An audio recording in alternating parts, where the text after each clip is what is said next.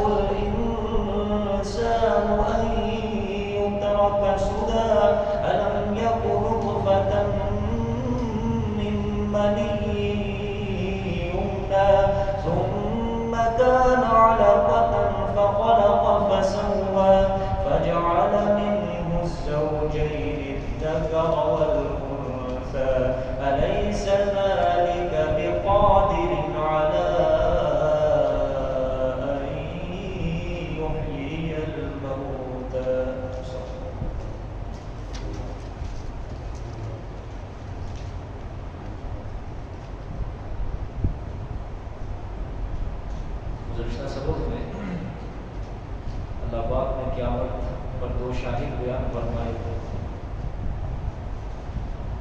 اس کے بعد انسان پر اللہ نے زجر فرمایا کہ انسان نے ارادہ کیا تاکہ جو اس کے آگے آنے والی ہے قیامت اس کا انکار کرے، اس لیے وہ میرے پیغمبر آپ سے سوال کرتے ہیں کہ قیامت کب آئے گی، تو پھر ان کو بتا دیں قیامت اسی دن آئے گی جب آپ کی پھٹی کی پھٹی رہ جائے گی اور چاند کو سورج کو لپیٹ دیا جائے گا۔ پھر اس دن انسان کہے گا کہ ہے کوئی جگہ بھاگنے والی، اس دن کوئی اس کے لیے جائے پناہ نہیں ہوگی، صرف اپنے رب کی طرف ٹھکانا ہوگا، چاہے وہ کسی کو جنت میں بھیجے جہنم میں بھیجے، اللہ پاک ہر انسان کو اس کا اعمال نامہ اس کے سامنے دکھا دیں گے۔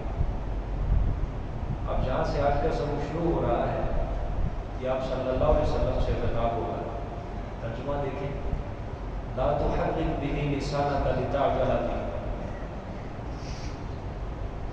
نہ حرکت دیا کر تو به ساتھ اس قرآن کے، لسانک اپنی زبان کو، لتعجل به تاکہ تو جلدی جلدی یاد کرے، به اس قرآن کو، تاکہ تو جلدی جلدی یاد کرے اس قرآن کو۔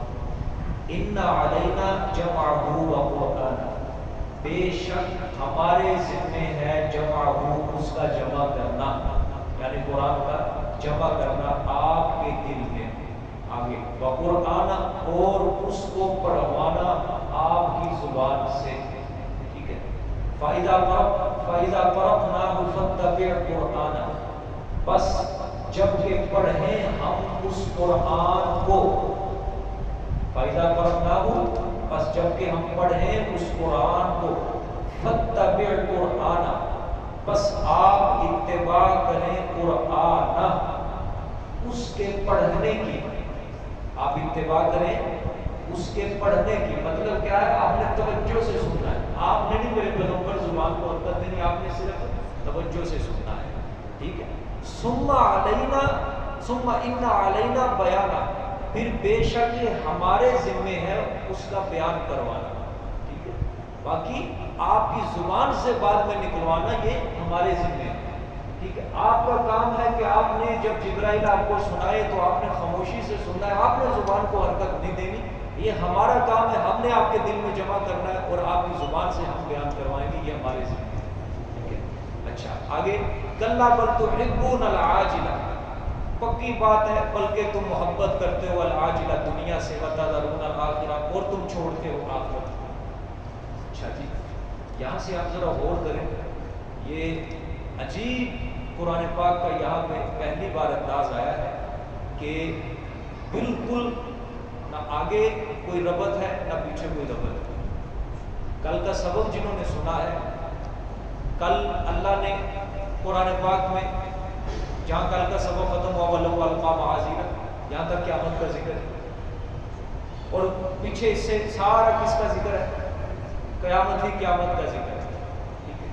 اب درمیان میں اللہ نے آپ صلی اللہ علیہ وسلم کو کہہ دیا لا تحرک بہ لسانک لتعجل، میرے پیغمبر اپنی زبان کو حرکت نہ دے تاکہ تو جلدی جلدی پڑھے اس قرآن کو۔ اب یہاں سے لے کر آیت نمبر 19 تک ثم ان علینا بیانا، یہ آپ صلی اللہ علیہ وسلم سے خطاب ہے، یہاں تک آیت نمبر 16 سے لے کر 19 تک، اور پھر اللہ آگے قیامت کا ذکر کر رہے ہیں کلا بل تحبون العاجلہ، پکی بات ہے ہرگز نہیں بلکہ تم محبت کرتے ہو دنیا سے چھوڑتے ہو آخرت۔ سمجھ آئیے کسی کو بات؟ سوال سمجھ آ گیا جی؟ یعنی ربط زبردست ٹوٹا ہے، نہ ماں قبل کے ساتھ اس کا ربط ہے نہ ماں بعد کے ساتھ، پہلے سے ساتھ بھی اس کا ربط نہیں ہے، بعد کے ساتھ بھی اس کا ربط نہیں، اور چونکہ میں نے آپ سے یہ وعدہ کیا تھا قرآن کریم شروع کرتے وقت کہ انشاءاللہ کسی آیت کا کسی آیت سے اور کسی صورت کا کسی صورت سے میں ربط نہیں ٹوٹنے دوں گا۔ سمجھ آ گئی؟ اب یہ سمجھنی ہے بات، یہ یہاں پہ شیعہ نے بھی بڑا زبردست سوال اٹھایا ہوا ہے، وہ کہتے ہیں دیکھو یہ قرآن کے جو موجودہ قرآن ہے اس کے اندر تبدیلی ہے، اس کے اندر تبدیلی کی ہوئی ہے کہ نہ سابقہ سے ربط مل رہا ہے نہ آنے والی آیتوں کے ساتھ ربط مل رہا ہے، درمیان میں آپ صلی اللہ علیہ وسلم کو خطاب، تو گویا خلفاء نے اس قرآن کو لکھنے میں تبدیلیاں کر دی تھی، یہ اصل قرآن نہیں ہے۔ سمجھ آ گئی؟ تو سن لو بات، اس کے جواب بڑے بڑے دیے علماء نے، مفسرین نے بڑے بڑے اس کے جواب دیے ہیں، لیکن سب سے بہترین جواب ہمارے حضرت مولانا حسین علی رحمۃ اللہ علیہ نے وہ صرف آپ کی خدمت میں رکھتے ہیں۔ دیکھو غور کرو، پیچھے سے آؤ ذرا سورت پیچھے سے، لا اقسم بیوم القیامہ، لا اقسم بیوم القیامہ ولا اقسم بالنفس اللوامہ، اللہ نے فرمایا قسم ہے قیامت کے دن کی، قسم ہے نفس لوامہ کی۔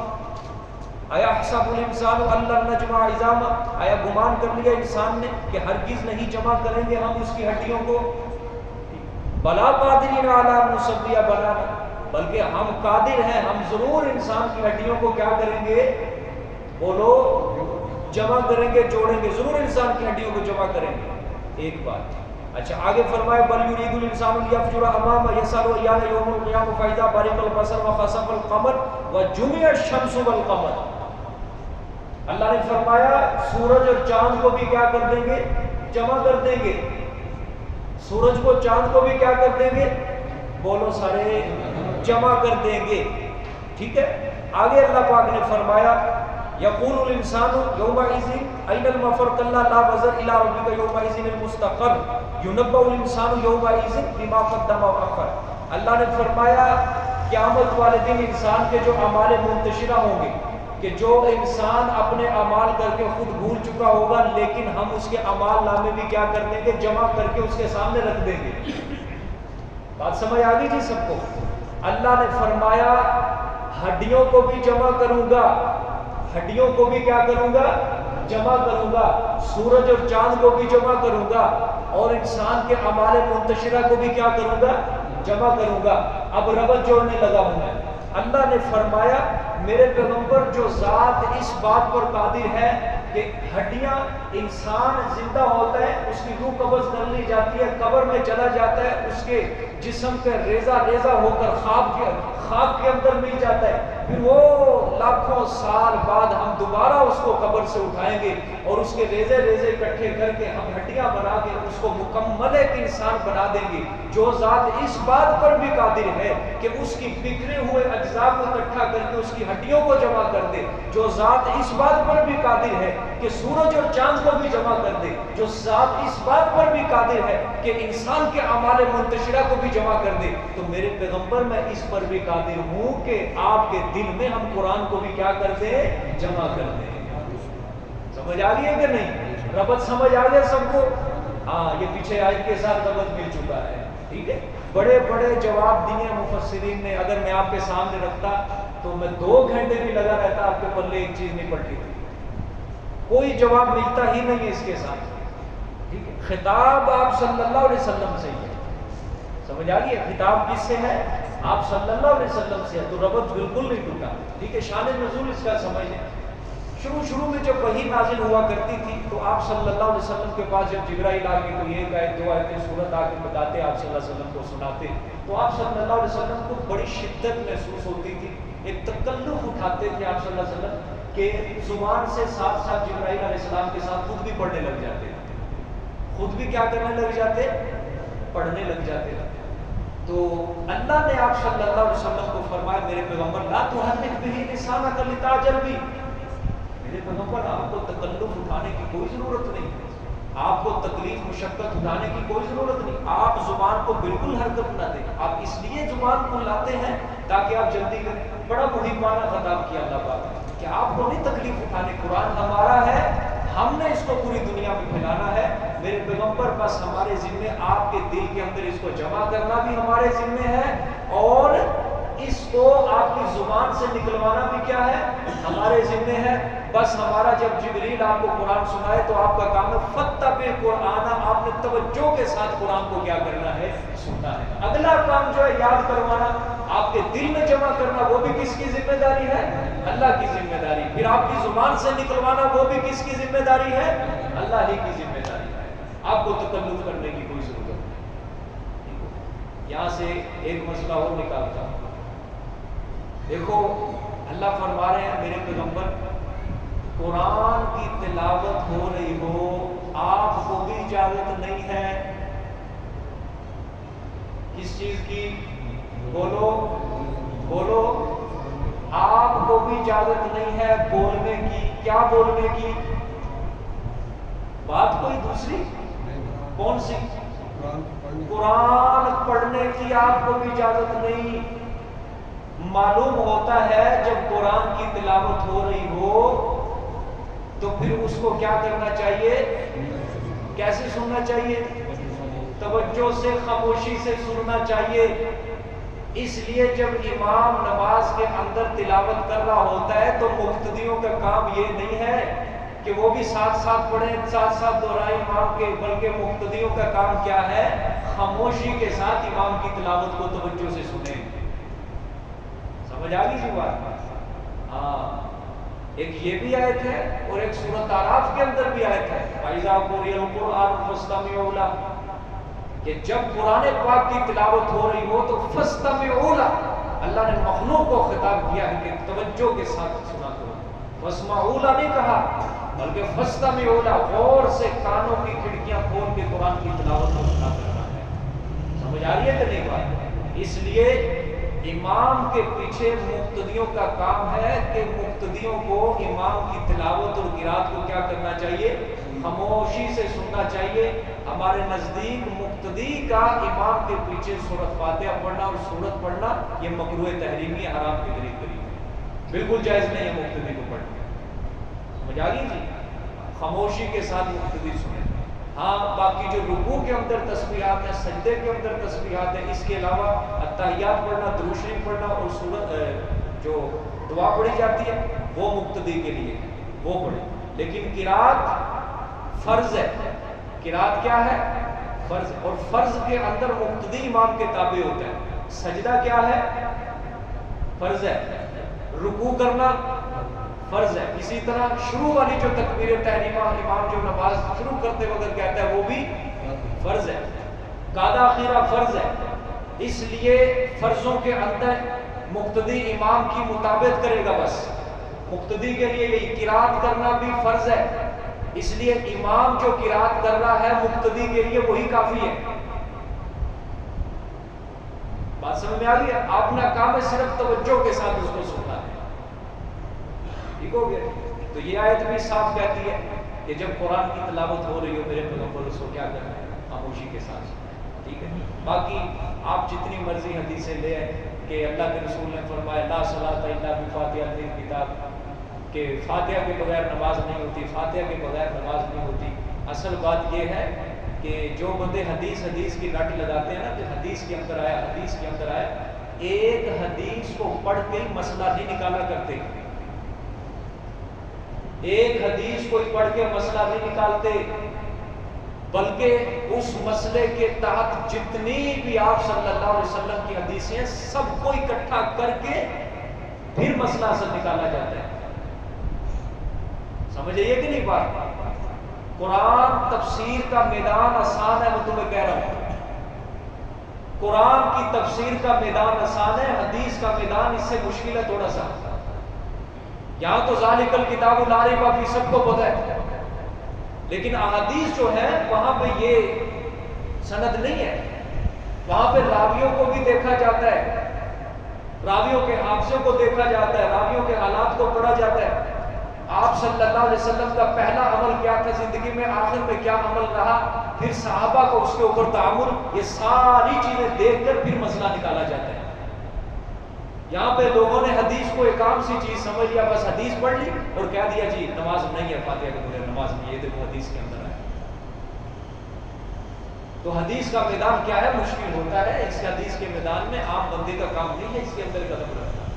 ہاں عوام اس حدیث کے مطابق کرے جو اللہ کے رسول نے قیامت کے متعلق بتائیں، فتنوں کے متعلق بتائیں، اسی طرح انسان کے ذاتی اخلاق کے متعلق، ذاتی معاملات کے متعلق. لیکن جو مسائل کے متعلق حدیث ہے اس کے اندر کوئی عام بندہ نہ پڑے، وگرنہ کام خراب ہوگا. گمراہی کا خطرہ ہے بہت زیادہ. کیونکہ ساری چیزیں، میں آپ کو ایک بات بتاؤں آپ حیران ہو جائیں گے، حدیث سے بھی بڑی دلیل جو ہے نا ہمارے لیے امت کا تعامل ہے. اب آپ کے ماتھوں پہ تیوری آئے گی یہ کیا؟ حدیث سے بڑی دلیل ہمارے لیے صحابہ کا عمل ہے. شاید تمہیں کوئی یہ بات نہ بتائے. آپ کہیں کہ یہ کس طرح ہو سکتا ہے کہ صحابہ کا عمل حدیث سے بھی بڑھ گیا؟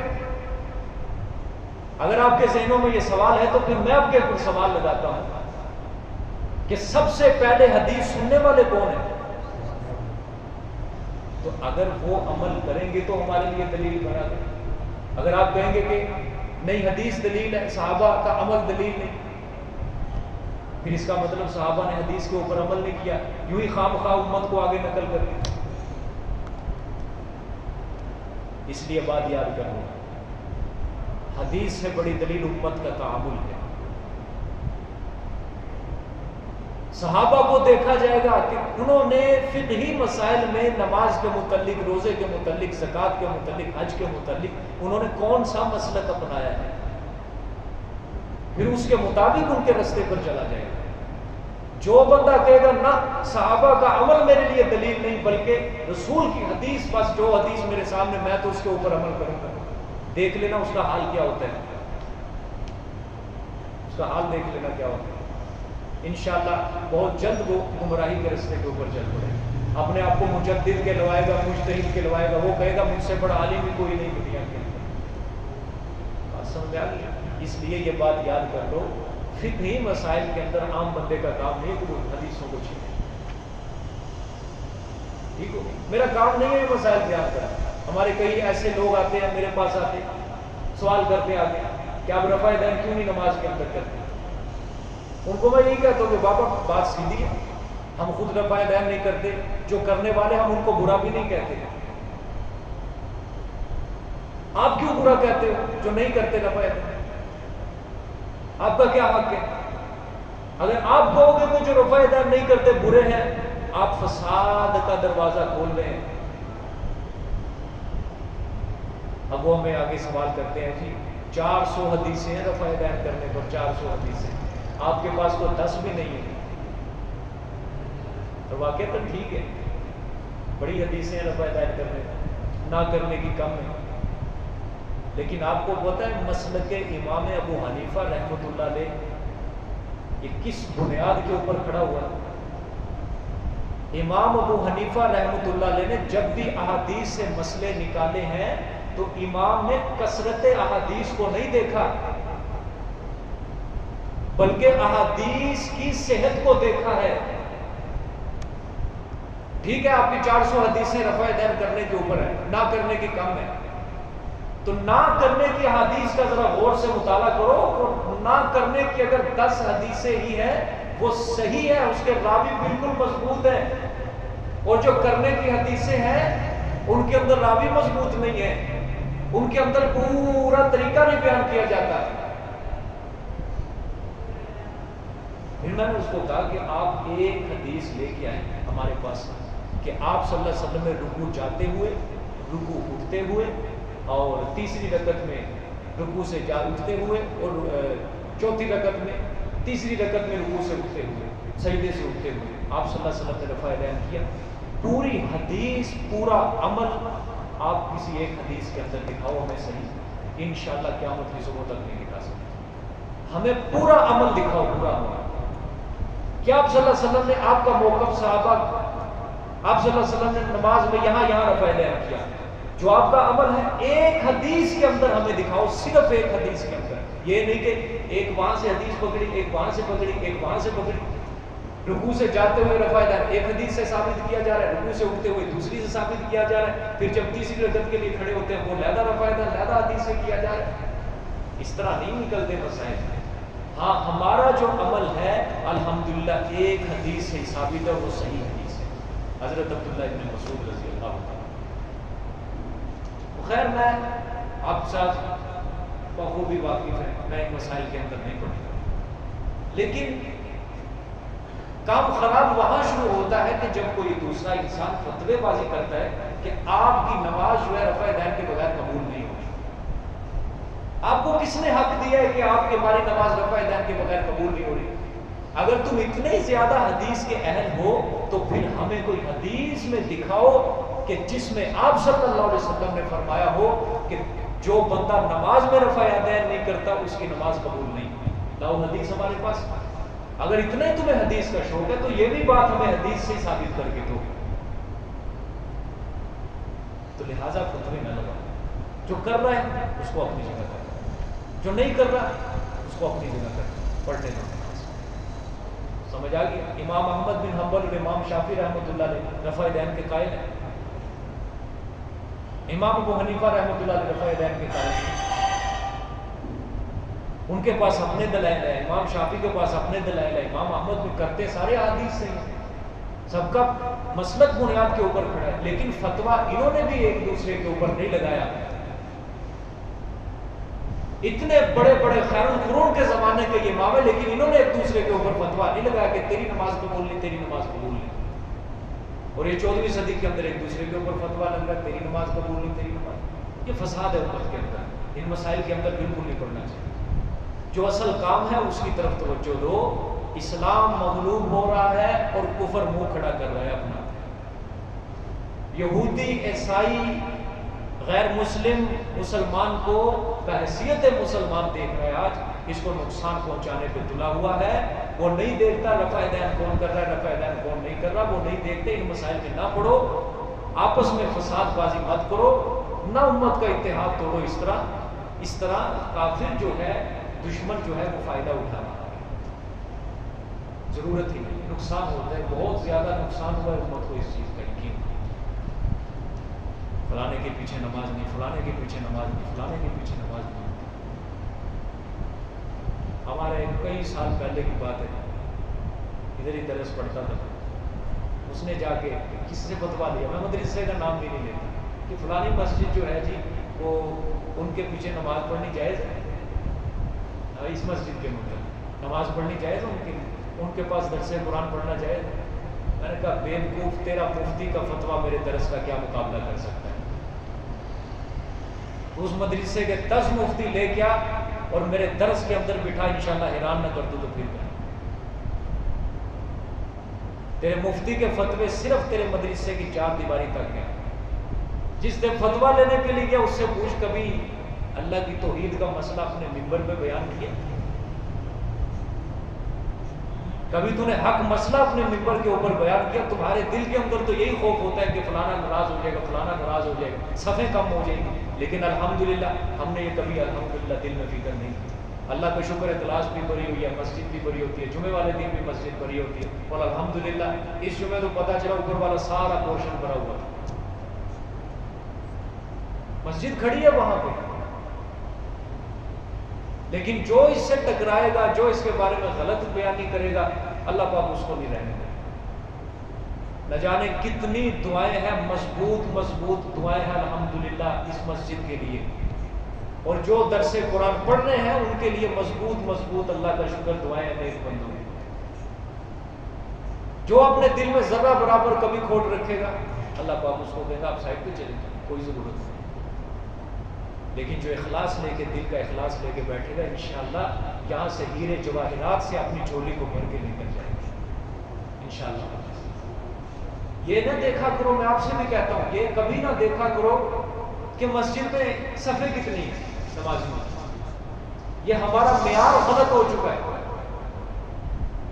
کہ اس مسجد میں 2 صفیں، 3 صفیں، 4 صفیں، اس مسجد میں اتنی صفیں، فلانی مسجد کے اندر اتنی صفیں. لو جی وہ مسجد بہت اچھی ہے، اور فلانی مسجد کے اندر 2 صفیں، یہ مسجد اچھی نہیں ہے. یہ کون سا معیار ہے؟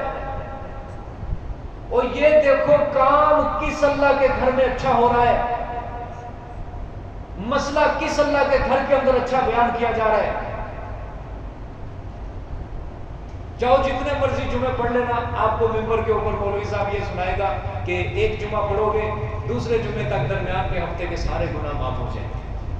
تمہیں فضیلتیں سنائیں گے، بڑی فضیلتیں سنائیں گے. ایک نماز سے دوسرے نماز تک درمیان کے سارے گناہ معاف ہو جاتے ہیں. درود پڑھو، درود سے اتنے گناہ معاف ہو جاتے ہیں، اتنی نیکیاں. یہ تمہیں کوئی نہیں بتائے گا. سود کھانا حرام ہے، اللہ رسول سے جنگ ہے، ماں سے 32 دفعہ زنا کرنے کے مترادف ہے، بچ جاؤ.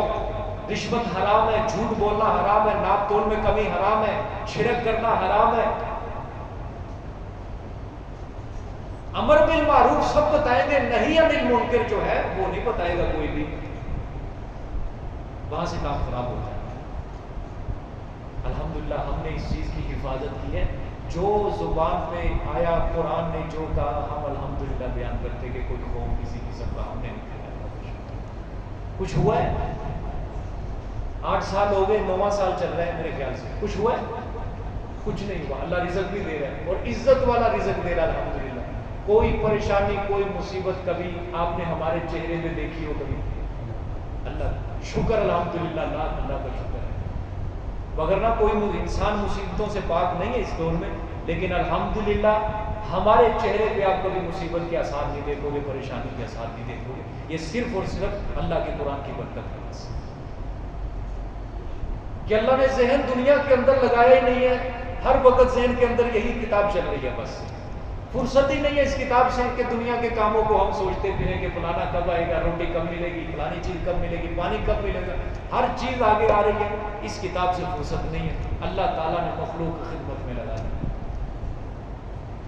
اور میں اللہ سے دعا کرتا ہوں کہ یا اللہ پاک پریشانی مصیبت سے ایسے حفاظت فرما کہ جس طرح کسی انسان کو خیمے کے نیچے رکھ دیا جائے اور وہ دھوپ سے، بارش سے محفوظ ہو جاتے ہیں، اس طرح ہمیں محفوظ فرما. اور ہر کسی کو اللہ پاک محفوظ فرما. تو ایسے مسائل کے اندر بالکل نہیں پڑنا چاہیے، بالکل نہیں پڑنا چاہیے. آگے دیکھیں گے کلا بل تحبون العاجلہ وتذرون الآخرہ. اب پھر اللہ پاک نے قیامت کا ذکر شروع کر دیا. ہر چیز ایسا نہیں کرنا چاہیے تھا. اچھا جی یہ کلا ہے نا، جو کلا، یہ آیت نمبر 5 دیکھیں. بل یرید الانسان لیفجر امامہ. اس میں اللہ نے فرمایا انسان ارادہ کرتا ہے تاکہ انکار کر دے جو اس کے آگے آنے والی، یعنی قیامت کا انکار کر دے. یہ اس کے متعلق ہے. یہ آیت فرمایا کلا، ہرگز ایسا نہیں کرنا چاہیے تھا انسان کو، یعنی قیامت کا انکار نہیں کرنا چاہیے تھا. بل تحبون العاجلہ، بلکہ تم پسند کرتے ہو دنیا کو. عاجلہ کا مطلب دنیا بھی کر سکتے ہیں، عاجلہ کا مطلب جو جلد آئے. مطلب جلد آئے کیا مطلب ہوتا ہے؟ انسان کام کرتا ہے جلد کیا مل جاتا ہے؟ پیسہ. کیونکہ انسان اس کو دیکھ رہا ہوتا ہے. انسان کہتا ہے یہ چیز دیکھ رہا ہوں، اب مجھے یہ چیز حاصل ہوگی، جلد آنے والی چیز، تو یہی چاہتا ہے. وَتَذَرُونَ الْآخِرَةَ، اور تم اسی محبت کی وجہ سے چھوڑ رہے ہو آخرت کو. ہاں سمجھ آ گئی؟ یہ آیت کس کو سنائی جا رہی ہے؟ ہم لوگوں کو سنائی جا رہی ہے. ٹھیک ہو گیا؟ ہاں اللہ نے فرمایا تم دنیا سے محبت کرتے ہو اور آخرت کو کیا کر رہے ہو؟ چھوڑ رہے ہو. یعنی تم کو قیامت کا انکار نہیں کرنا چاہیے تھا، تم کو جزا و سزا کا انکار نہیں کرنا چاہیے تھا. تمہیں دنیا کی یہ چند روزہ جو زندگی دی گئی ہے، اعمال تمہیں کرنے چاہیے تھے. نیک اعمال بجا لا کر تمہیں اپنے نامہ اعمال کو صاف اور شفاف کرنا چاہیے تھا، لیکن تم نے اس چیز کو نظر انداز کر دیا. لوگوں، تم نے دنیا کو پسند کر لیا، لیکن دنیا کی خاطر تو تم بہت زیادہ بھاگ دوڑ کرتے ہو، لیکن آخرت کی خاطر تم کیا کر رہے ہو؟ تمہیں اس طرح نہیں کرنا چاہیے. اللہ نے سورۃ روم کے اندر بھی یہی اسی طرح کی آیت فرمائی ہے. میں بار بار آپ کو اس چیز کی طرف یاد دہانی بھی کرواتا ہوں. اللہ نے فرمایا انسان کا ذہن اور دماغ کیا ہے؟ ظاہرا من الحیات الدنیا، کہ یہ انسان ایسا ہے، یہ دنیا کے ظاہر کو دیکھتا ہے، لیکن وَهُمْ عَنِ الْآخِرَةِ هُمْ غَافِلُونَ، لیکن آخرت سے یہ بالکل بے خبر ہو چکا ہے. آخرت میں جو کچھ میدان محشر کے اندر ہوگا نہیں جانتا ہے انسان، لیکن دنیا کے اندر اس کو جو چیز نفع والی نظر آ رہی ہے آنکھوں سے، اس کے اوپر اس کا اعتقاد ہے، یقین ہے. ظاہرا من الحیات الدنیا، دنیا کی زندگی کے ظاہر کو دیکھ رہے ہیں، بس آخرت سے بے فکر ہوئے بیٹھے. تو آج ہمارے مسلمانوں کی جو حالت ہے وہ بھی اسی طرح کی ہے. اگرچہ انکار نہیں ان کے اندر قیامت کا، لیکن ان کا عملی طور پہ جو ثبوت ہے وہ یہی ہے کہ قیامت والے دن حساب کتاب کوئی نہیں ہے، موت کے بعد دوبارہ زندگی نہیں ہے. دیکھو کیسی اللہ پاک نے بات ہے. کوئی انسان 24 گھنٹوں کے اندر ہم اپنے اللہ کو کتنا وقت دیتے ہیں، انسان اپنا محاسبہ کرے، اور دنیا کو کتنا وقت دیتے ہیں، انسان اپنا محاسبہ کرے. اللہ فرما رہا ہے دنیا کی زندگی کو پسند کرے اور آخرت کو تم چھوڑ رہے ہو. ہمیں تو لوگ یہاں سے آگے کہہ دیتے ہیں بڑے شوق سے اور بڑے ترنم کے اندر اور بڑے رسوخ سے کہتے ہیں کہ وقت نہیں ہے ہمارے پاس، کاروبار میں مصروف ہے، قرآن پڑھنے کے لیے وقت نہیں ہے، سمجھنے کے لیے وقت نہیں ہے. اللہ اکبر. دنیا کون دے رہا ہے؟ رزق کون دے رہا ہے؟ اور اس رزق والے کے لیے ٹائم نہیں ہے. پھر ایسا خناس انسان کون ہو سکتا ہے؟ فون آتا ہے مولانا صاحب دعا کرنا، کاروبار شروع کیا ہے، ہم آگے سے نیکی کی دعوت دے دیتے ہیں کہ بھئی نماز پڑھو، قرآن پڑھو. او ٹائم رب نے پڑھ لی دیا نہیں تے رہ جاتی ہے، بس دعا کرو اللہ توفیق کرے. او بھائی مانو جس ذات نے رزق دینا ہے اس ذات کو تم راضی نہ رکھ سکے، تمہارا رزق کہاں چلے گا؟ شیخ سعدی رحمۃ اللہ علیہ نے فرمایا اگر تم رزق سے زیادہ رزق دینے والے کے اوپر توجہ کرو تو تمہارا مقام اللہ فرشتوں سے بھی اونچا کر دے گا. سمجھ آئی؟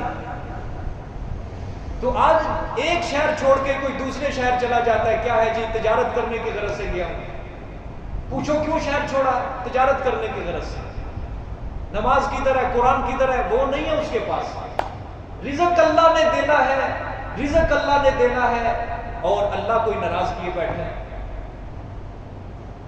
اللہ کو ناراض کیے بیٹھے، کیا فائدہ ہے ایسی دنیا کا، ایسی تجارت کا؟ تو خدا کو بھی وقت دینا چاہیے یا نہیں دینا چاہیے؟ اللہ کی معرفت بھی حاصل کرنی چاہیے یا نہیں کرنی چاہیے؟ تو صاف یہ قرآن کی آیت کہہ رہی ہے کلا بل تحبون العاجلہ، تم دنیا کی زندگی کو پسند کر رہے ہو یار، وتذرون الآخرہ، تم آخرت کو چھوڑ رہے ہو. پھر فرمایا وجوہ یومئذ ناظرۃ الی ربها ناظرہ. سبحان اللہ. اللہ نے فرمایا پھر سن لو، کر لو دنیا کی زندگی سے محبت جتنی کرنی، ہو جاؤ آخرت سے غافل، لیکن میں تمہیں قیامت کا نقشہ بتانے لگا ہوں. اللہ نے فرمایا اس دن کئی چہرے، یومئذ اس دن ناظرہ، تر و تازہ ہوں گے، خوش ہو رہے ہوں گے. ناظرہ کا معنی ہوتا ہے خوش ہو کر، خوش ہونے والے. کیوں؟ وجہ کیا ہوگی؟ الی ربها ناظرہ، طرف اپنے رب کے دیکھنے والے ہوں گے. کون ہوں گے وہ؟ کون ہوں گے؟ جنہوں نے دنیا کو چھوڑا اور آخرت کی طرف توجہ دی، یہ وہ لوگ ہوں گے کہ ان کے چہرے کھلے ہوئے ہوں گے، عرش کے سائے تلے ان کو جگہ اللہ دے گا، اور وہی چیز اللہ کی طرف دیکھ رہے ہوں گے، ان کو اتنی مزہ آئے گا، اتنی مستی چڑھی ہوئی ہوگی کہ ان کو پتہ ہی نہیں چلے گا۔ حشر کا میدان سب کچھ ختم ہو گئے، اللہ کہے گا چلو بس کرو، جنت کے اندر جاؤ۔ وہی چیز حدیث کے اندر ہے کہ اللہ کے رسول نے فرمایا مومن کے اوپر میدان محشر کا وقت اتنا جس طرح ایک فرض نماز کا ہوتا ہے۔ جب یہ اللہ کو دیکھ رہے ہوں گے، ایسے موج مستی کے اندر اللہ کے چہرے کو دیکھ کر خوش ہو رہے ہوں گے، اور وہ میدان محشر کا 50,000 سال لمبا دن وہ ان کے لیے اتنا چھوٹا سا خفیف ہو جائے گا۔ اور آج دنیا کے اندر بھی ہم اس کی مثال نہیں دیکھتے۔ خوشی کا وقت کیا ہو جاتا ہے، جلدی نکل جاتا ہے، لیکن مصیبت کا وقت جو ہوتا ہے انسان گن گن کے نکالتا ہے۔ ایک گھنٹہ بھی اس کے لیے ایک ہفتے کے برابر ہو جاتا ہے۔ گھڑی کو دیکھ دیکھ وقت نکالتا ہے، ہائے وہ یا گھنٹہ کیوں نہیں نکل گیا، ہائے وہ 12 کیوں نہیں بج گیا، اسی طرح کرتا ہے۔ تو یہ اللہ کے نیک بندے، مومن بندے اپنے رب کے چہرے کو دیکھ کر خوش ہو رہے ہیں۔ سبحان اللہ۔ کیا تھے وہ صحابہ کرام، کیا تھے وہ صحابہ کرام، دن میں محنت مزدوری، رات کو پوری رات مسلح کے اوپر کھڑے ہوئے رو رہے ہیں۔ آخر وہ بھی زندگی گزار کے چلے۔ آگے فرمایا وَوُجُوهٌ يَوْمَئِذٍ بَاسِرَةٌ، اللہ اکبر، استغفر اللہ، فرمایا اور کئی چہرے اس دن باسرہ کیا ہوں گے، اداس، اداس کیا ہوں گے، اداس۔ اچھا اس کا دوسرا معنی بھی ہے بد شکل۔ جب انسان نے بگڑا ہوا چہرہ بنایا ہو تو کیا ہوتی ہے، اس کی شکل اچھی نہیں ہوتی۔ جس طرح ہمارے سامنے کوئی پریشان ہے، ہم کیا کہتے ہیں، اور کی پیڑا یا منہ بنا کے، اس طرح ہوتا ہے۔ تو اس دن یہ اسی طرح برا منہ بنا ہوا۔ اللہ پاک محفوظ کرنا، اللہ محفوظ۔ وَوُجُوهٌ يَوْمَئِذٍ بَاسِرَةٌ، اور کئی چہرے اس دن اداس اداس ہوں گے، تَظُنُّ أَن يُفْعَلَ بِهَا فَاقِرَةٌ، جی خیال کرتے ہوں گے کہ کیا جائے گا ساتھ ان کے معاملہ کمر توڑ۔ کیا کمر توڑ، کیا مطلب؟ ہاں یہ ہے نا تظن، یہ تظن یقین کے معنی میں، یقین کر لیں گے کہ آج ہمارے ساتھ معاملہ جو ہوگا کمر توڑ ہوگا۔ کمر توڑ سے مراد ہم آج کوئی کام کر لیں مشقت والا، شام کو ہم کہتے ہیں کہ کمر توڑ کے رکھ دی اس نے کمر توڑ کے رکھ دی۔ لیکن دنیا کے اندر تو کام کرنے کے بعد انسان کہتا ہے کہ اس کام نے کمر توڑ کے رکھ دی، لیکن قیامت والے دن ایسی سختیاں، مشکلیں، مصیبتیں انسان پہلے ہی دیکھے گا آنکھوں سے، اور پہلے ہی اس کو یقین ہو جائے گا آج جو فیصلہ میرے خلاف ہونا ہے یہ کمر توڑ کے رکھ دے گا۔ آگے ہے اللہ اکبر، یقین کر لے گا پہلے ہی انسان۔ اللہ پاک سب کی حفاظت فرمائے۔ سورۃ بقرہ کے اندر اللہ نے فرمایا یوم تسود وجوہ وتبیض وجوہ، اس دن کئی چہرے سیاہ ہوں گے اور کئی چہرے سفید ہوں گے۔ اور یہاں کیا فرمایا، اس دن کئی چہرے خوش ہوں گے اور کئی چہرے اداس ہوں گے۔ اللہ ہمیں خوش والا چہرہ نصیب کرے، اللہ ہمیں خوشی والا چہرہ نصیب کرے۔ آگے کلا اذا بلغت التراقی وقیل من راق، یہ موت کا ذکر اللہ نے کیا ہے۔ سابقہ آیات میں قیامت کا جزا اور سزا کا ذکر اللہ نے کر دیا، مومنین کا ذکر کر دیا، اچھے چہرے ہوں گے، اور پھر کافروں کا ذکر کر دیا، گناہگاروں کا ذکر کر دیا، ان کے چہروں پہ اداسیاں چھائی ہوئی ہوں گی۔ اب اللہ دنیا میں موت کا ذکر کر رہے ہیں۔ اللہ نے فرمایا کلا، پکی بات ہے، اذا بلغت التراقی، جب کہ پہنچ جائے گی جان گلے کو۔ ہاں کس کو؟ گلے کو، روح نکل رہی ہوگی، جب پہنچ جائے گی جان گلے کو، وقیل من، اور پوچھا جاتا ہے کون، پھر میت کہتی ہے راق، ہے کوئی دم کرنے والا، ہے کوئی طبیب، ہے کوئی معالج جو مجھے اس مصیبت سے آج چھڑا لے۔ پورا اللہ نے تماشا کیا جائے گا. کیا مطلب ہے اس کو ذرا غور سے پڑھنا. اللہ نے فرمایا انسان غفلت کے اندر پڑا ہوا ہے اور موت اس کے سر کے اوپر ہے, وہ دنیا کے کاموں میں پڑا ہوا ہے, کبھی کہاں جا رہا ہے, کبھی کہاں جا رہا ہے, کبھی کدھر جا رہا ہے, ہمیں پوچھتا ہی نہیں, ہمارے آگے سجدہ کرنے کا فکر ہی نہیں. ہم نے کلام اتنا خوشنما کلام اتارا اور اتنی ذمہ داری کے ساتھ قرآن اتارا, اس کی طرف فکر ہی نہیں سمجھنے کی. اللہ نے فرمایا یوں ہی غفلت کے اندر موت سر پہ آ گئی. کیا آ گئی؟ موت آ گئی. فرمایا اذا بلغت التراقی, جب اس کی رگے جان ہمارے ہاتھوں کے اندر ہوتی ہے, اس کی روح نکل رہی ہوتی ہے, تو پھر وہ مرنے والا زبان سے کچھ بول رہا ہوتا ہے. کبھی دیکھا ہے کبھی جان نکلتی ہو میت کی, بول رہا ہوتا ہے, اس کے ہونٹ ہل رہے ہوتے ہیں. ٹھیک ہے, اچھا وہ جو چارپائی کے ارد گرد جو کھڑے ہوتے ہیں لوگ, وہ پوچھتے ہیں قیل من, کہا جاتا ہے کون کون کون, وہ میت کی چارپائی جو ارد گرد کھڑے ہوتے ہیں, کون, کیا چاہیے؟ وہ پھر میت کہتی ہے رات, اوے بڑی مصیبت ہے, بڑی تکلیف ہے, بڑی پریشانی ہے, کسی طبیب کو بلا کر لے کے آؤ, کسی معالج کو بلا کر لے کے آؤ, مجھے اس مصیبت سے چھڑا دے. یہ سکتہ لکھا ہوا ہے جی, آپ کے سکتہ لکھا ہوا ہے. ہاں یہ سمجھ لو, سکتہ اس لیے جب تلاوت کرتے ہیں یہاں پہ سکتہ کرتے ہیں, رکتے ہیں, دیکھو سانس نہیں توڑنا, سانس نہیں توڑنا, صرف رکنا ہے. وقیل من راق, سمجھ آ گئی؟ ہاں, قیلا اس کا فاعل اور ہے اور راق اس کا فاعل اور ہے. ٹھیک ہے, قیلا اس سے مراد کون ہے؟ جو میت کے ارد گرد کھڑے ہیں, اور راق یہ کون کہنے والے ہیں؟ یہ میت کہنے والے ہیں. سمجھ آ گئی ہے؟ اللہ اکبر. فرمایا وَظَنَّ أَنَّهُ الْفِرَاقُ, اور یقین کر لیتا ہے وہ مرنے والا کہ اب آیا جدائی کا وقت. انہ الفراق, کہ بے شک اب آیا وقت جدائی کا.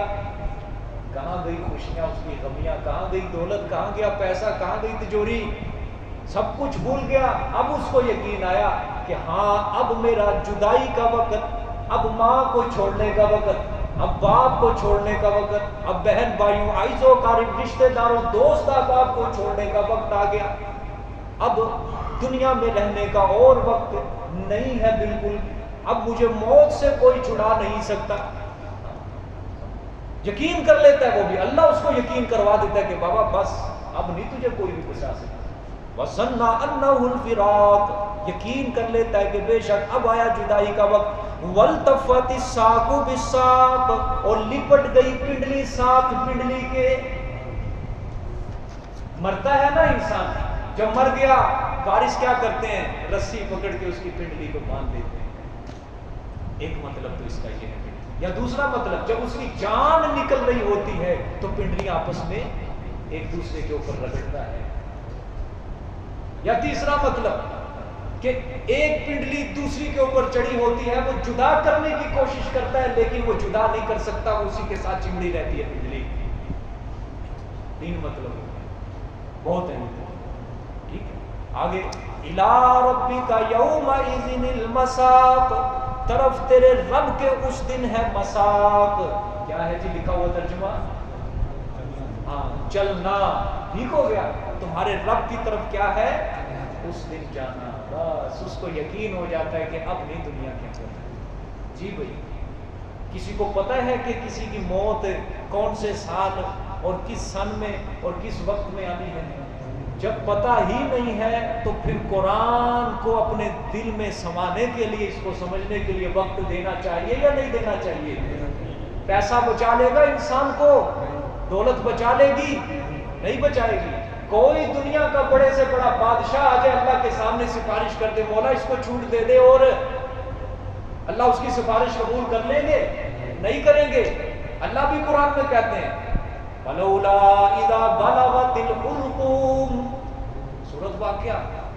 اللہ نے فرمایا جب اس انسان کی رگے جان ہمارے ہاتھوں میں ہوتی ہے اور تم چار پائی کے گرد کھڑے ہو کے تماشا کرتے دیکھتے ہو. آگے وَأَنْتُمْ حِينَئِذٍ تَنْظُرُونَ، دیکھ رہے ہوتے ہو تم یہ کیا چل رہا ہے. اللہ نے فرمایا نَحْنُ أَقْرَبُ إِلَيْهِ مِنْكُمْ وَلَٰكِنْ لَا تُبْصِرُونَ، تم چارپائی کے قریب ہوتے ہو. اللہ نے فرمایا تم نہیں قریب ہوتے، میں اس وقت اس مسجد کے زیادہ قریب ہوتا ہوں، لیکن وَلَٰكِنْ لَا تُبْصِرُونَ، تم نہیں دیکھ رہے ہوتے. وَلَوْلَا إِن كُنتُمْ غَيْرَ مَلُومِينَ، اللہ فرماتے ہیں اگر جزا اور سزا نہیں ہے، اگر تم کہتے ہو کہ قیامت والے دن حساب کتاب نہیں ہے، تو پھر بچ کے دکھاؤ، وہ مرنے والے کو بچا کے دکھاؤ نا. ترجعونها، اس کی روح کو اس کے بدن میں لٹا کے دکھاؤ. ان کنتم صادقین، اگر تم سچے ہو. اللہ نے فرمایا مان لو قیامت حق ہے، جزا اور سزا حق ہے، حساب کتاب ہونا ہے، تو پھر اب بھی وقت ہے، دنیا چھوڑو اور میرے دین کی طرف آ جاؤ. اللہ نہ کرنے. دیکھو قرآن پاک انسان کے دل میں رقت پیدا کرتا ہے یا نہیں کرتا؟ بولو سارے، رقت پیدا ہو رہی ہے یا نہیں ہو رہی؟ ہاں. یہ انسان کو اللہ پاک آخرت کی طرف مائل کرتا ہے، وہی رقت کا قائل ہے قرآن پاک. قرآن انبیاء کے واقعات سنا کے بھی رقت پیدا کرتا ہے. کہیں کبھی آپ نے پڑھا ہو کسی نبی کا دکھ درد بھری داستان قرآن نے بیان کی، کہیں ہے قرآن پاک میں؟ بولو وجہ کیا ہے؟ اس سے انسان کو غرض نہیں، انسان کو اپنی آخرت سے غرض ہونی چاہیے. قرآن اس چیز کا قائل ہے. لوگ واقعہ کربلا سنا سنا کے لوگوں کو رلا دیتے ہیں. کیا فائدہ ہوتا ہے؟ مجلس سے اٹھے چاول کھا کے بس گھر جا کے یہ نہیں کہتے بڑا سونا واقعہ سنا، چاولا چ نون تھوڑا گھٹ ہی سی، اگلی باری انہوں نے کہہ دیو نہ ہی بدل لو اپنا. یہ کہتے ہیں کیا فائدہ ہوتا ہے؟ یہ قرآن پاک سناؤ لوگوں کو قرآن پاک. اس طرح معاشرے تبدیل ہوتے ہیں. میرے پیغمبر میرے محمد عربی صلی اللہ علیہ وسلم نے عرب کے معاشرے پہ جو نسخہ استعمال کیا تھا وہ نسخہ قرآن والا ہی تھا. یوں نہیں وہ جاہلیت کا دور جو کہلایا جاتا تھا، جب اللہ کے رسول نے قرآن والا نسخہ استعمال کیا اور میرے پیغمبر اپنی زندگی میں اپنی زبان سے فرما کے گئے خیر القرون کرنی، اور اس زمانوں میں سے بہترین زمانہ میرا زمانہ ہے. کس طرح بہتر زمانہ بنا؟ قرآن تھا، کوئی اور کتاب نہیں تھی مولوی کی لکھی ہوئی. اس طرح نہیں معاشرے تبدیل ہوتے، قرآن سے ہوتے ہیں. ٹھیک ہے آگے دیکھیں. فلا صدق ولا صلى ولكن كذب وتولى. اب اس کے جرم اللہ بیان کریں گے. وہ جو مرنے والا ہے یقین کر لیتا ہے، اب اس کے اللہ جرم بیان کریں گے. اس کو ہم کیوں جہنم میں پھینکیں گے؟ کیا جرم ہے اس کے؟ ذرا دیکھنا جی. فلا صدق ولا صلى، پس نہیں تصدیق کی اس نے، ولا صلى، اور نہ ہی نماز پڑھی اس نے. نہ توحید نہ عمل. اچھا کسی کے پاس توحید ہو عمل نہ ہو، اللہ نے دونوں چیزیں بیان کی ہیں نہیں کی. اس لیے کوئی توحید والا آدمی یہ نہ سمجھے کہ عقیدہ بن گیا اب عمل نہ کروں نہ کروں مرضی ہے، اللہ نے تے بخشی دینا. نہ نماز بھی اب اس کے اوپر ضروری ہے. کیوں گیا نماز بھی کیا ہے؟ 5 وقت کی پکی سچی نماز پڑھے، فرائض آداب سنن کا مستحبات کا لحاظ رکھے، پھر اس کو عقیدے کے اندر پختگی ملے گی. بغیر عقیدہ کمزور ہوتا جائے گا اگر نماز نہیں پڑھے گا. سمجھ آ گئی؟ فلا صدق ولا صلى، بس نہیں تصدیق کی اس نے، یعنی توحید کو نہیں مانا. ولا صلى، اور نہ ہی نماز پڑھی. ولكن كذب وتولى، اور لیکن جھٹلایا. وتولى، اور منہ پھیرا. ثم ذهب الى اهله يتمطى. اچھا میری طرف کسی کو آپ نیکی کی دعوت دو، نیکی کی دعوت دو، توحید کی دعوت دو. کسی چودھری ایم این اے بڑے عہدیدار یا کسی دنیا دار بڑا مالدار دین کی طرف دعوت دو، وہ پتہ پھر کیا کرتا ہے؟ آگے سے اس کے آگے بولتا ہے، اکڑتا ہے، اس کو چپ کرواتا ہے، زیادہ سے زیادہ اس کو گالی دیتا ہے، پھر اکڑتا ہوا گھر جاتا ہے تاکہ اس والے گھر والی کہے کہ میرا چودھری آج کسی نہ کسی نے ہاتھ چنگا پا گیا. وہ نقشہ اللہ نے یہاں کھینچا. سمجھ آئیے کہ نہیں؟ اللہ نے فرمایا ثم ذهب الى اهله يتمطى، پھر گیا طرف اپنے گھر کے اکڑتا ہوا. یتمطى کا معنی یہی لکھا ہے، غرور میں، تکبر میں، اکڑتا ہوا. کیوں؟ کیسے؟ داعی حق کی تکذیب کر کے، جس نے اس کو حق کی طرف بلایا اس کو جھٹلا کر، تکذیب کر کے گھر کی طرف اکڑتا ہوا جا رہا ہے. دیکھو بھائی، آپ لوگ بھی جو نیکی کی طرف دعوت دے، آپ کو آگے کوئی دنیا دار کھڑا ہو، آپ بھی اس کو سمجھتے ہو فقیر ہے، اس کی بات کا میرے اوپر کیا اثر؟ اس دنیا دار کی طبیعت یہی ہوتی ہے، ہاں کوئی بڑا پیسے والا میرے برابر والا آ کے مجھے تبلیغ کرے، میں تو اسی کی بات سنوں گا بس. یہ طاغوتی ذہن آپ کو ختم کرنا پڑے گا. آج میں صرف ظاہری تشریح کر کے آگے نہیں نکلتا جب تک آپ کو قرآن کے اندر غوطہ نہ دے. نوح علیہ السلام دنیا دار تھے، بولو. کوئی پیسہ، کوئی بلڈنگ کھڑی کی انہوں نے، فقیر تھے، جیب میں پیسہ نہیں تھا، لیکن تبلیغ کن کو کر رہے ہیں؟ قوم کے بڑے بڑے چودھری، وڈیرے، ایم این اے، ایم پی اے، سردار. اور جب تبلیغ کرتے تھے قوم نے آگے سورۃ اعراف پڑھو یہی جواب دیا حضرت نوح علیہ السلام کو کہ تو بھی ہم میں سے کم تر ہے، اور جو تیرے ماننے والے ہیں یہ بھی غریب کم تر، کوئی پیسہ نہیں ہو، پیسے والے تو ہم ہیں، اس لیے تیری بات ہم کیوں مانے. پھر چلتے چلتے سورۃ ہود کے اندر ہود علیہ السلام کو قوم عاد نے یہی جواب دیا، تیرے پاس تو دولت نہیں، تیری بات کیسی مانے، تجھے ماننے والے بھی سارے غریب ہیں. اور چلتے چلتے پھر جب مکہ مکرمہ کی باری آئی میرے محمد عربی صلی اللہ علیہ وسلم کو بھی، اور بڑے بڑے ابو جہل جیسے، ابو لہب جیسے، عتبہ شیبہ جیسے، انہوں نے بھی میرے پیغمبر کو یہی تانے دیے تھے، اے بلال، یہ سہیب، یہ سلمان جو ماننے والے، ان کی تو جیب میں پیسہ تک نہیں، یہ تو غریب ہیں اور آپ خود غریب ہیں، ہم کیسے آپ کو مان لیں. آج بھی یہی چیز ہمارے مسلمان کے لوگوں کے اندر داخل ہو رہی ہے کہ کوئی ان کو اللہ والا آ کے تبلیغ سناتا ہے، یہ اپنی دولت کے اوپر گھمنڈ کر کے، ناز کر کے، اکڑتے ہوئے منہ پھیرتے ہیں اور گھر کو چلے جاتے ہیں. اچھا جی دیکھ لیں گے، رب توفیق دے گا تو آ جائیں گے، نہیں دے. سمجھ آ گئی؟ اکڑتا ہوا. اور یہی بات ہے، یقین کرو آج بھی یہی بات. مولوی نال بڑی چھیتی لوگ لڑ گئے اسی طرح، اور اس کا حساب کتاب عوام بہت اچھا رکھتی ہے. یہ بیچارہ ریڑھی کے اوپر بیٹھا ہو، ریڑھی کے ساتھ کھڑا ہو، کوئی چیز کھا رہا ہو، عوام غور سے دیکھتی ہے کتنا کھا رہا ہے، کب آیا، کیسے آیا، کس طرح آیا. پھر جا کے محلے کے اندر فتوے لگاتے ہیں، اس مولوی پیچھے نماز نہیں ہوتی، یہ ریڑھی تے کھچا چول کھا رہے ہیں. پورا حساب لیتے ہیں. تنخواہ کتنی لے رہے ہیں مولوی؟ 13,000 کو. تیرا بھلا ہو یہ 13,000 اتنی زیادہ کی کرتا ہوں میں؟ اتنی زیادہ تنخواہ 8,000 سے گزارا ہو یا نا مولانا صاحب، بس ٹھیک ہے اتنا بھی دے دیا، روٹی پانی کسی نے کرو لوا دو. یہ نہیں پتا وہ بیچارہ کتنی تبلیغ کر رہا ہے، تمہیں قرآن سنا رہا ہے، تمہیں نمازیں پڑھا رہا ہے، اور تم اس کے ساتھ یہ دغا بازیاں کر رہے ہو. ہندوؤں کو جا کے دیکھو وہ اپنے پنڈتوں کو ہاتھوں پہ اٹھاتے ہیں، یقین. سکھوں کو جا کے دیکھو گردوارے کے اندر اپنے گرو کو کس طرح عزت دیتے ہیں. یہودیوں کو دیکھو اپنے علماء کو کتنی عزت دیتے ہیں. عیسائیوں کو دیکھو پادریوں کو تخت کے اوپر بٹھایا ہوا ہے. لیکن یہ مسلمان ایسی کون سا لقب ان کو دوں میں کہ اپنے مذہبی پیشواؤں کو ذلیل کرنے پہ لگے ہوئے ہیں. یہ کیا ترقی کریں گے؟ ان کا اسلام کس سے ترقی کرے گا؟ ان کا دین کیسے ترقی کرے گا؟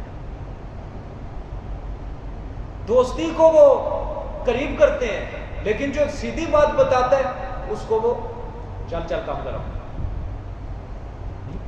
صاف قرآن نقشہ بتا رہا ہے. میں پھر شاہ ولی اللہ کی بات دہراتا ہوں. شاہ ولی اللہ رحمۃ اللہ علیہ نے فرمایا قرآن کی یہ خوبی، قرآن کا یہ معجزہ ہے کہ قرآن ہر دور میں اپنے باطل فرقے کی جڑوں کو کاٹتا ہے.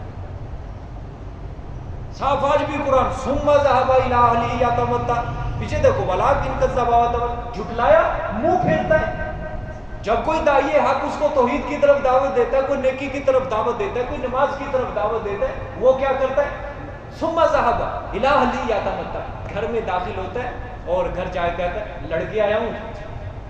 اچھا قصور کی سی ہے نہیں، نماز پڑھیا کر، نماز پڑھیا کر، نماز پڑھے، جدو دیکھو نماز پڑھیا کر، کوئی اور کام ہی نہیں سی ہونا۔ الى اهله بھی اللہ کہہ رہے ہیں، اپنے اہل کی طرف یعنی گھر کی طرف جاتا ہے، یتمتع۔ اور پھر وہ بھی اللہ نے کیفیت ہے اکڑتا ہوا، یہ نہیں کہ خوش خوش، ماتھے پہ تیوری اچھی خاصی چڑی ہوتی ہے، لڑتا ہوا جاتا ہے۔ سمجھ آ گئی ہے جی؟ اللہ کو اس لیے کبھی سبق 5 منٹ اوپر ہو جائے تو غصے سے گھر نہ داخل ہوا کرو۔ ثم ذهب الى اهله، سمجھ آئیے کہ خوش خوش جایا کرو، گھر والے خوش ہوں کہ ماشاءاللہ آج اچھا خاصا جنت کا تذکرہ ہوا ہو، آج اچھا خاصا قرآن پاک کا دل کے اوپر اثر ہوا، یا کم از کم رکت آمیز چہرہ گھر میں لے کے داخل ہوا کرو کہ آج کچھ آیات ایسی پڑھ لی ہوں گی کہ جس کے اندر اللہ پاک نے جنت اور جہنم اور قیامت کا ذکر کیا ہو۔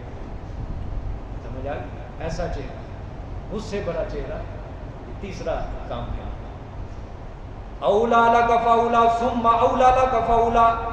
اب اللہ نے فرمایا اوے انسان، ہمارے داعی توحید کی تکذیب کر کے کرتا کیوں ہے؟ خوش ہونے کی کوئی بات نہیں۔ اولا لک فاولا، ہلاکت ہے تیرے اوپر، ہلاکت ہے، افسوس ہے تیرے اوپر، افسوس ہے۔ اوے تو نے دنیا پسند کر لی، اوے تو نے دین کو پیٹ پھیر دی، اوے تو نے برے دوستوں کو پسند کر لیا، تو نے میرے نمائندوں کو تم نے پیٹ کر لی، افسوس۔ اولا لک فاولا، ہلاکت ہے تیرے اوپر، ہلاکت ہے تیرے اوپر۔ یہاں پہ میں آپ کو ایک دوسری بات نسبت اللہ، اپنے سر پہ کسی نہ کسی اللہ والے کا ضرور ہاتھ رکھو جو تمہیں دین کی طرف بلاتا رہے۔ اگر یہ ہاتھ کسی دن آپ کے سر سے اٹھ گیا تو سمجھو شیطان آپ کا شکار کر کے لے جائے گا، لے جائے گا، مت ماری جائے گی انسان کی، نماز بھی چھڑوائے گا، قرآن بھی چھڑوائے گا، نیک عمل بھی چھڑوائے گا، پھر گناہوں والی زندگی میں گناہ کروا کروا کے اسی طرح اسلام سے نکال دے گا، اور پھر اسی حالت میں موت آئے۔ ہمیشہ ہمیشہ کسی اللہ والے کے ساتھ اپنا ضرور تعلق ہو کہ جو تمہیں اچھی نصیحت کرتا رہے، سمجھاتا رہے، بلاتا رہے دین کی طرف۔ یہ دیکھو اللہ کیا کہہ رہے، کوئی اکڑ کے خوش ہو گیا، تم ہمارے بندے کے ساتھ لڑ کے خوش ہو گیا تم، اللہ کو اولا لک فاولا، ہلاکت ہے تیرے اوپر، ہلاکت ہے تیرے اوپر۔ پھر کیا؟ ثم اولا لک فاولا، پھر کہتا ہوں اللہ نے فرمایا تیرے اوپر ہلاکت ہے، تیرے اوپر ہلاکت ہے، اور خدا خود بد دعا دے رہا ہے۔ یہاں ہم کسی انسان کی زبان سے بد دعا سن لے، ہم کہتے ہیں ربا قبول نہ کر لیں، اور اللہ یہاں خود بد دعا دے رہے ہیں، اللہ کہتے ہیں تیرے اوپر ہلاکت ہے، ہلاکت ہے۔ کتنی بار کا؟ 4 مرتبہ اللہ نے کہا۔ اب بھی کوئی انسان ہمارے سے خوش نہ ہو کہ ہم نے قرآن پڑھا دیا، حجت قائم کر دی، اور اب بھی ہم سے وہ لڑے اور جھگڑے کرے کہ مولانا صاحب اچھے نہیں ہیں، اب بھی ماتھے پر تیوری چڑھائے کہ یہ اچھے نہیں ہیں، ٹھیک نہیں ہے، لوگوں کو جا کے باتیں بنائیں، بیان کریں، بغض اور حسد اور عناد اور کینے کے اوپر مبنی باتیں کریں۔ گئے تھے آج ترجمہ پڑھنے، یہ بیان کر دیا، گئے تھے آج مسجد میں، یہ ہو گیا، گئے تھے آج وہاں پہ، انہوں نے یہ کر دیا۔ یہ نہیں دیکھا کہ 4 سال قرآن پاک پڑھا دیا، اچھائی کو نہیں دیکھا، چھوٹی سی برائی بھی ہو جائے اس کو پہاڑ کی طرح اچھال کے لوگوں کے سامنے پیش کیا جائے۔ ایسے انسان سے وفا کی توقع بالکل نہیں رکھنی چاہیے کہ جس کے اوپر اتنا زیادہ احسان کر دیا جائے اور پھر بھی اس کا دل صاف نہ ہو۔ لیکن ہم اس کے لیے ہدایت کی ہی دعا کریں گے، اللہ اس کو ہدایت دے اور صاف دل عطا فرمائے۔ سمجھ آ گئی ہے؟ دیکھو قرآن کیا بیان کر رہا ہے، سبحان اللہ، کوئی رہ گئی ہے بات یہاں پہ؟ فرمایا جھٹلاتے ہو، منہ پھیرتے ہو، جو ہمارے دین کی طرف دعوت دیتا ہے اکڑ کے گھروں میں چلے جاتے ہو، اکڑ کے جاتے ہو گھروں میں اور جا کے خوش ہوتے ہو، لیکن اللہ نے فرمایا اولا کا افسوس، افسوس تمہارے اوپر، ثم اولا کا فولا، افسوس تمہارے اوپر، افسوس تمہارے اوپر۔ پھر فرمایا حسب الانسان ان یترک سدی، آیا گمان کرتا ہے انسان یہ کہ چھوڑا جائے گا بے قید؟ سدن کا معنی کیا لکھا ہے؟ بے قید، بے قید، ٹھیک ہے، یہی معنی بے قید، یعنی جس پر کوئی ذمہ داری نہیں، کوئی جزا اور سزا نہیں۔ مطلب کیا ہے جی یار؟ انسان، اللہ نے فرمایا کیا یہ سوچتا ہے کہ بیکار چھوڑ دیا جائے گا؟ کل قیامت والا دن کوئی جزا و سزا نہیں، اگر قیامت والا دن آ بھی گیا کوئی ہم حساب کتاب نہیں کریں گے اور چھوڑ دیں گے ان کو۔ اللہ نے فرمایا ذرا سوچ لینا، سوچ لینا قرآن کو ہم نے کس طرح اتارا۔ وہ زمین سے لے کر وہ عرش الہی تک 700 سال کا فاصلہ ہے۔ ہم نے اپنے فرشتے جبرائیل کو ایسی طاقت دی کہ آنکھ جھپکنے کے پل، آنکھ جھپکنے کے پل زمین سے لے کر عرش تک اور پھر عرش سے لے کر زمین تک آ جاتا ہے۔ وہی کے لیے ہم نے انسان کی اصلاح کے لیے ایسی ہم نے کوشش کی، انسان کی اصلاح کے لیے ہم نے وہی کے ایسے انتظامات فرمائے، فوراً انسان کے لیے ہم نے احکامات جاری کیے، اور پھر زمین پر انسانوں ہی کی طرح تمہاری طرح ہم نے اپنے پیغمبروں کو بھیجا۔ کبھی ہم نے نوح کو بھیجا، کبھی ہود کو بھیجا، کبھی ہم نے صالح کو بھیجا، ابراہیم کو بھیجا، موسیٰ بھیجا، عیسیٰ بھیجا، اور اپنا محبوب محمد عربی صلی اللہ علیہ وسلم بھیجا، اس کے اوپر قرآن اتارا۔ اللہ پاک نے فرمایا اے انسان، بیکار تمہیں پیدا نہیں کیا اور بیکار اسی طرح چھوڑ نہیں دیا جائے گا۔ پوچھیں گے ضرور تجھ سے کہ قرآن اتارا تھا، اس کو سمجھ کر اس پر عمل کیا ہے یا نہیں کیا تم نے؟ یہ تیرے لیے ہم نے اتارا تھا، اور تو سمجھتا ہے قرآن کے بغیر میں بخش دیا جاؤں گا؟ تو سمجھتا ہے نمازیں نہیں پڑھوں گا بخش دیا جاؤں گا؟ تو سمجھتا ہے کوئی نیک عمل نہیں کروں گا میری بخشش ہو جائے گی؟ اللہ نے فرمایا کیا گمان کر لیا انسان نے ایترا کا سدا، یہ کہ اسی طرح بیکار چھوڑ دیا جائے گا؟ جی بھائی، دل کے اندر رقت پیدا ہوتی ہے یا نہیں ہوتی؟ چوٹ کرتا ہے کہ نہیں قرآن پاک؟ مگر نہ لوگ تو کہتے ہیں علی علی کرتے رہو جنت کا ڈی، جو رب سے نہ ملے وہ حسین سے مانگ کی ہو، یا جو رب کو نہ ملے حسین کو سجدہ کرو۔ پورا مقابلہ کرنا سکھاتے ہیں، پورا مقابلہ سکھاتے ہیں۔ اللہ نے فرمایا بیکار چھوڑ دیے جاؤ، یہ جو قرآن اتارا اتنا، اور پھر اتار کے یوں ہی نہیں چھوڑ دیا، قیامت تک کس کی ذمہ داری لی ہے ہم نے کہ بدلے گا کوئی نہیں؟ کس نے اس کو پڑھا، کس نے سمجھا؟ پیٹ پھیر کے چلے جاتے تھے، پیٹ پھیر کے۔ پھر قیامت والا دن ہوگا، مجرموں کی طرح کھڑے ہوں گے۔ اللہ نے فرمایا لو یود المجرم لو یفتدی، اس دن مجرم، ہمارے احکامات کا مجرم، انکاری کیا کہے گا کہ ربا آج اگر تیرے عذاب سے بچنے کے لیے بیبا نہیں، اپنا سگی اولاد بھی دے دوں گا تجھے ربا، مجھے اپنے عذاب سے بچا لے، اور صاحبتہ، اور اپنی بیوی بھی دینے کے لیے تیار ہو ربا، تجارت کے اندر لے لے، مجھے اپنے عذاب سے چھٹکارا دے دے، وَأَخِيهِ، اور اپنے بہن بھائی بھی دینے کے لیے تیار ہو۔ آگے کیا ہے جی؟ وَفَصِيلَتِهِ الَّتِي تُؤْوِي، ربا اگر اس سے بھی کام نہ چلے، یہ تو میرا اپنا خون تھا جس کو میں تیرے آگے تیرے عذاب سے بچنے کے لیے پیش کر، لیکن ربا اگر اس سے بھی تو راضی نہیں، اپنا پورا کنبہ قبیلہ برادری جو میرے دکھ درد کے اندر دنیا میں شریک ہوتے تھے یہ بھی سارا لے لے، ربا اس سے بھی کام نہ چلے، وَمَنْ فِي الْأَرْضِ جَمِيعًا، ساری دنیا کی مخلوق سب کچھ دیتا ہوں، کس لیے؟ ثُمَّ يُنْجِي، اپنے عذاب سے مجھے نجات دے دے۔ آگے اللہ نے کیا فرمایا؟ کلا، ہرگز نہیں، انہا لظیٰ، وہ جہنم کی آگ بھڑکتا ہوا شعلہ ہے، نزاعۃ للشویٰ، کلیجوں کو کھینچ کر تمہیں باہر سے لے کے آئے گی، اور وجہ کیا؟ تدعو من ادبر وتولی، جب تمہیں توحید کی طرف نیک کام کی طرف بلایا جاتا تھا، ظالموں پیٹ پھیر کر منہ پھیر کر بھاگ جاتے تھے وہاں سے. ایسے مجرم ہو. وہی چیز اللہ یہاں بیان کر رہے ہیں. ایسے ہی چھوڑ دیے جاؤ گے، ایسے ہی چھوڑ دیے جاؤ گے بیٹا. پھر فرمایا الم یکن نطفۃ من منی یمنی. یہ انسان کو اپنی اوقات دکھائی ہے. چند کوڑی کے ٹکے تجھے مل جائیں تو اپنے آپ کو خدا سمجھتا ہے. اللہ نے فرمایا آیا نہیں تھا قطرہ منی کا یمنا جو ٹپکایا گیا ماں کے رحم میں، تیری تو اوقات یہ ہے. اور وہ پاک ہوتا ہے جی، منی کا قطرہ پاک ہوتا ہے. کپڑوں پہ لگ جائے نماز نہیں ہوتی، کپڑوں پہ لگ جائے کپڑے ناپاک ہو جاتے. اللہ نے فرمایا تیری تو ابتدا وہ ہے. تو اپنے آپ کو پاک صاحب بڑا سمجھنے لگ گیا. تو نے دولت کما کے اپنے آپ کو کیا سمجھ لیا؟ تو خدا بن گیا لوگوں کے لیے. اپنی اوقات دیکھ اور اپنی ابتدا دیکھ. الم یکن نطفۃ من منی یمنی. کیا تو پانی کا ایک گندا قطرہ نہیں تھا جو ماں کے رحم میں ٹپکایا گیا؟ یعنی باپ کی پوچھ میں، باپ کی پوچھ سے منتقل ہوا ماں کے رحم میں. پھر فرمایا ثم کان علقۃ. پھر تھا خون جمع ہوا. ٹھیک ہے، جمع ہوا خون بنایا. فخلق.